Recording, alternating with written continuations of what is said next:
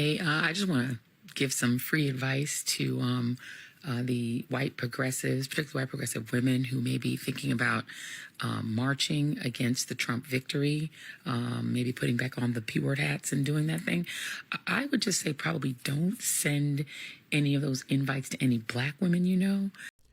Steven Crowder and the gang over at Louder with Crowder had a bit of fun poking fun at Joy Reid of MSNBC. Joy Reid recently went on a unhinged TikTok, and surprise, surprise, it was racist. While this is par for the course for her, Steven Crowder and his crew found themselves surprised yet again at how shockingly out of touch she is with regular, everyday Americans. With that, let's listen to Steven Crowder destroy MSNBC's Joy Reid for her insufferable, elitist, and racist rant.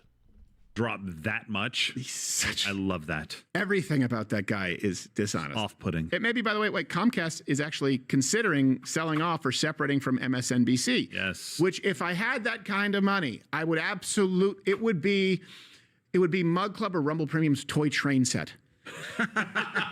We would screw with it. So, you know, consider clicking that button, joining Rumble Premium, because Maybe we could we'll do the more of you who join up. Again, just if the amount of you join to just compare to the top 3 salaries of useless CNN hosts. Imagine how much good we can do. Wow. And I'm done with my pitch. By the way, at the same time, Joy Reid, premier host, by the way, strong, brave, beautiful black woman. Yes.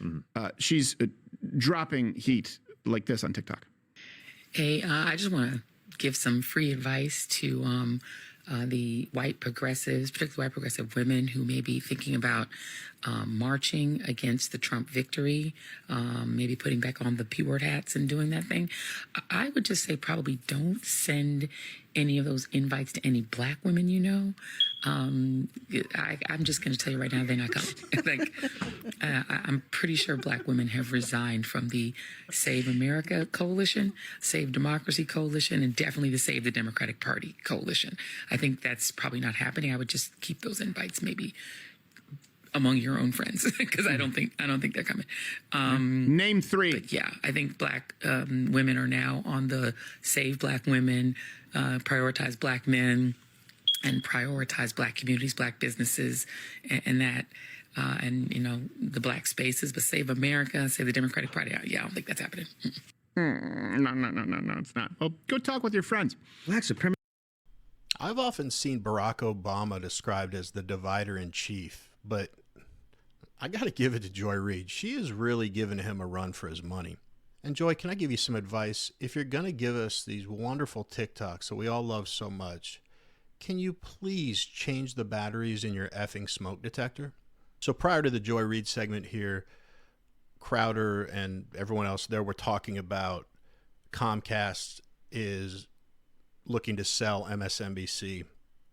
That's a real shame, huh? I wonder what MSNBC will look like after that, since their liberal bend has served them so well. Crowder also went over how low the ratings for all the primetime hosts are on MSNBC right now after the election. It is abysmal. I can't remember the exact numbers, but he went down the list. It's bad. So with all this information, maybe we can all send extra prayer to sweet baby Jesus tonight that this will get Joy Reid out of our life forever. One can only hope. And is it me, or is she looking more and more like Dennis Rodman with that haircut? Let me know in the comments. All right, enough joking around. So we've all known for a long time that Joy Reid's a racist piece of garbage and that she hates white people. But it seemed like the majority of her hatred and vitriol was aimed at conservative white people. But now she's alienating the white people on her side. It's a bold strategy, Joy. One of the key groups of people that probably watches your stupid show, if anyone watches it, you're going to alienate them too. Good thinking. And I don't stay up on every news story, but did I miss something? Because Joy Reid says she speaks for black women all the time. All the time she says, as a black woman, and I can speak for all black women. Was she elected emperor of black women in some election I was unaware of?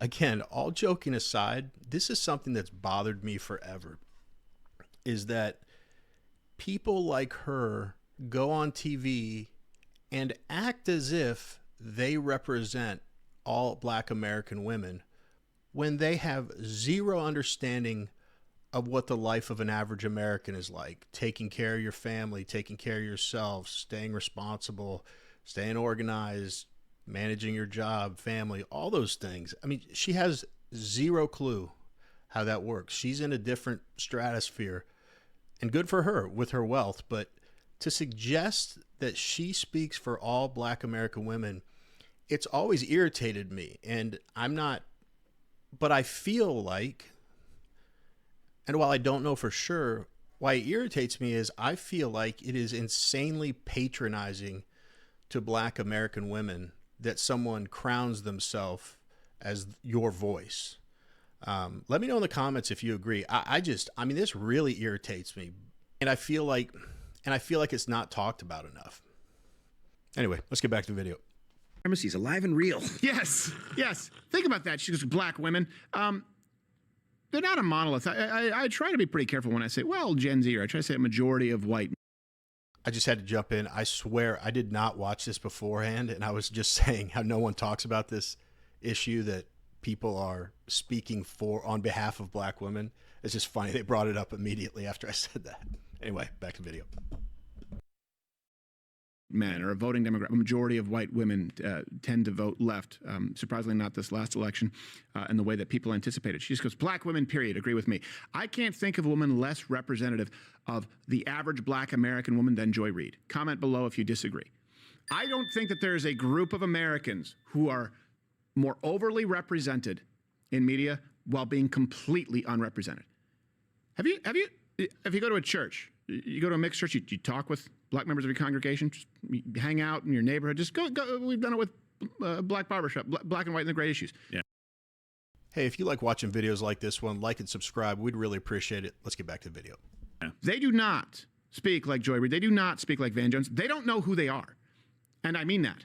But these people claim to speak for them. That's how tone deaf the left is. And I will tell you this, please, if you listen to nothing else, do not allow the left to tell you, or even conservative pseudo-intellectuals to tell you, that only policy matters.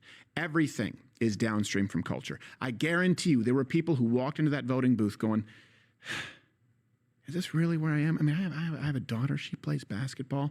They went, is this really where I was just chewed? I was just yelled at for not wearing a mask at the Tom Thumb. This is not the America that I grew up in. This is not the America that I love. And these are people, by the way, who were Democrats at one point in time. Culture is so much more important, and that is the reason. Do you honestly think that Gen Z boys, Gen Z young males, are engaging in intricate policy discussion? Some are. The majority are not. They voted for Donald Trump. You have not seen that with a generation. You expect younger generations, really it's always been sort of assumed, hey, how conservative will they become as they grow older? That's why it was well advised to, for example.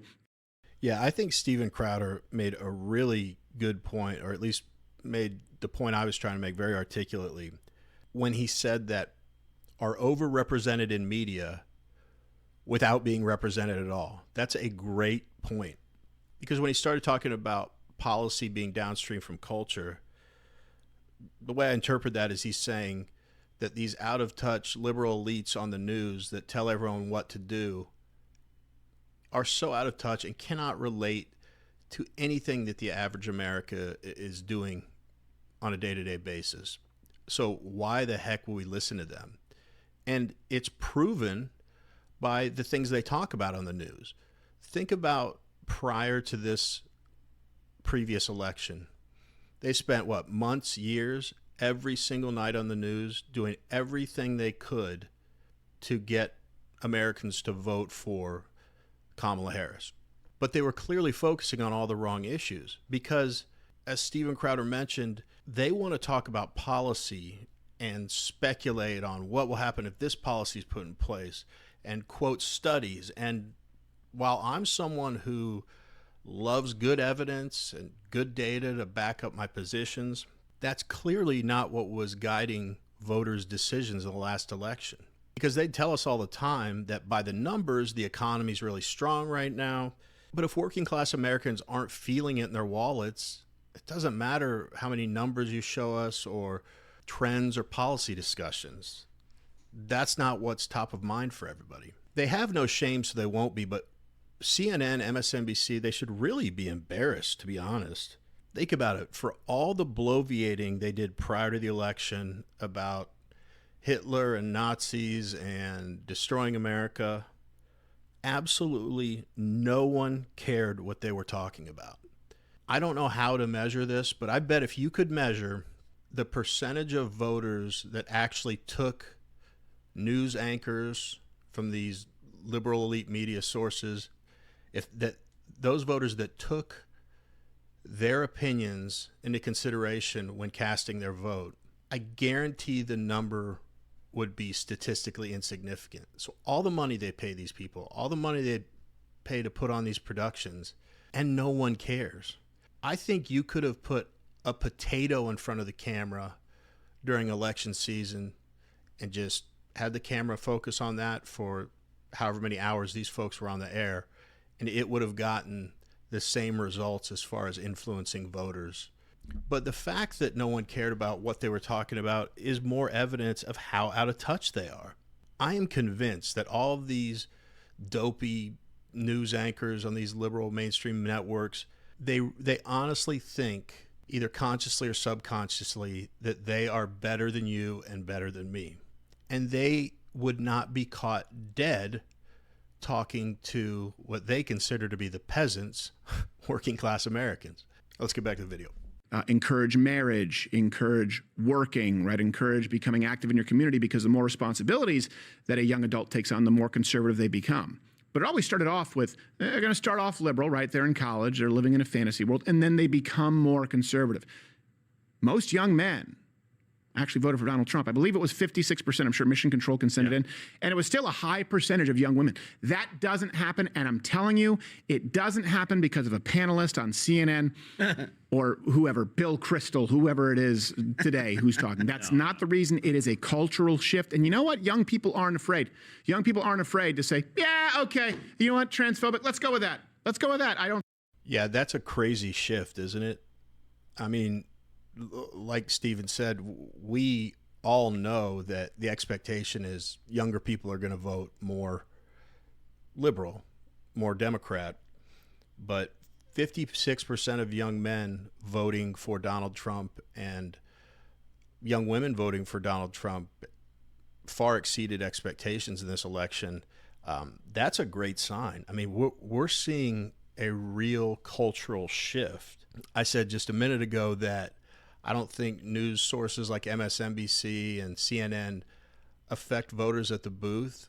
With such a major shift like this, I'm wondering if they don't have a reverse correlation to people's voting. You know what I mean? So as much as I and others have made comments about the younger generations being entitled and wanting things given to them, that's not the message of the Republican Party or conservatives in general. So this trend makes me really hopeful and optimistic. So let us know in the comments, do you think this trend will continue? I mean, will we continue to see more young people go to the right, or will the pendulum kind of swing back the other day and even out as things often do in politics? Let us know. Thanks so much for watching. We'll see you on the next one.